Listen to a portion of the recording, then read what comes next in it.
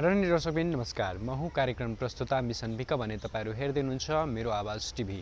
आदरणीय दर्शकबिन, सङ्घीय राजधानी काठमाडौँमा राजावादी दल तथा राजावादीहरूले 1 महिनाको बसाइ पश्चात काठमाडौँ फर्किँदै गरेका पूर्व राजा ज्ञानेन्द्र शाहलाई भव्य स्वागत साथसाथै शक्ति प्रदर्शन गरेका छन्।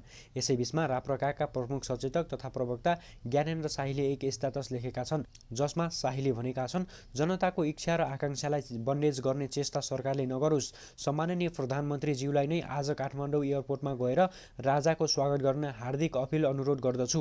कतारका राजालाई प्रधानमन्त्रीज्यूले स्वागत गर्न हुने, नेपालका राजालाई स्वागत गर्न किन नहुने?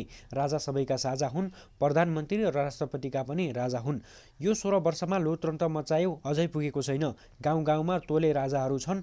80 लाख भन्दा बढी युवाहरू अर्काको देशमा काम गर्न बाध्य छन्। 1 वर्षमा 7 लाख भन्दा बढी युवाहरू विदेशिन्छन्।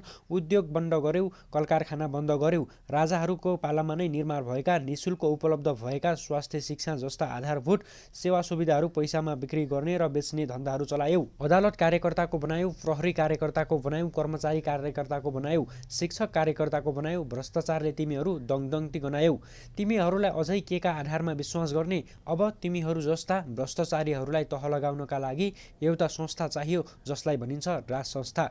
दर्शकबिन, उक्त शक्ति प्रदर्शन राजाको स्वागतका लागि भनिए तापनि राजावादीहरूको यो प्रदर्शनको तयारीको कारणले गर्दा सुरक्षाको व्यवस्था राम्रै भएको छ।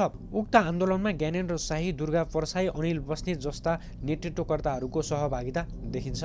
दर्शकबिन, यो विषयमा तपाईँहरूको विचार के कस्तो छ? जस्तो छ जस्ताको तस्तै तलको कमेन्ट बक्समा राख्न नबिर्सनुहोला।